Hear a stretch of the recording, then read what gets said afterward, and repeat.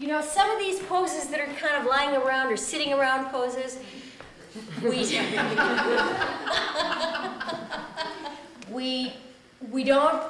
aren't clear about our direction. We just say, oh, I'm going to do Supta Virasana. So we come here and then we just come down here, like that. And part of what is lost is the integrity. Part of the pose isn't quite as good. But the big thing to me that is lost is that the focus and the meditation and the quality of the emotional quality of the pose is lost because we don't do it with, it's not just precision, but we don't do it with commitment. You know, the precision is just sort of the outward manifestation of that commitment to the moment, to that pose, to doing our best.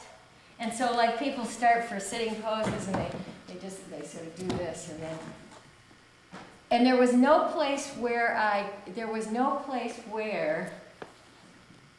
I pulled myself together, you know. And there has to be some of that, I think, to have it come out in the final product, in when you say, oh, well, now I'm in the pose. The big point here is to stretch the hips as much as the chest. Not the chest like this, but do you see how I'm pulling down into my tailbone, actually? And pulling down so I anchor the tops of the legs. Instead of lifting a little bit the hips to get the chest up, you see how I'm pulling down into my legs, and I'm extending this part down to come down, and then I keep this lifted to take my hip back. Do you see that idea? Then to bring my hands back like this. I do. A lot of padding everywhere that I don't need it. trying to learn how to get the fat cells to migrate to the top of my feet. Okay. Now, so from here, watch. I'm stretching both up here and down there, and down into grounding the tops of the femurs. And then come back here and onto my elbows. Actually, you can take that away. Okay. Then from here, I'm going to take my head back down to the floor. Okay. And you see in that arch, I'm arching all the way from here to here. Okay? And I can even arch better. Watch. See, I come in a little. Then, when I come over, if I come over like this, and release my shoulder blades, I'll come and my arms won't touch the floor. Okay? They won't touch. See? So I take my arms out and pull the shoulder blades in to bring the arms down. This way. Okay? Then to come up, I put my hands here. Now, I know they have to be back a little this way. Right? So I go ahead and take them back. Then, if I come up from here, I'll be awkward.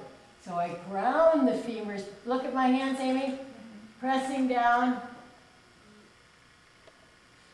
Don't be afraid, those of you who have had lower back problems, don't be afraid to bring the tailbone way in and extend this part of your body because you think that it's going to compress. That actually extends better than keeping this flat and then trying to do the arch up here.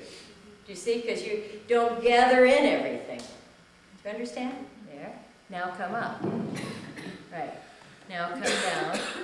Now, but here, you have to do the work. Press with your arms. Press with your hands. Press. Now come up. Oh, now with your head. From here.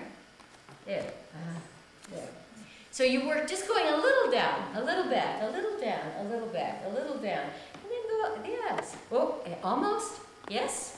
Ah, now she's got it. Now press here. Yes, that's it. And if you press that, then you do that 3 times or something. Take away a blanket, do a little further down.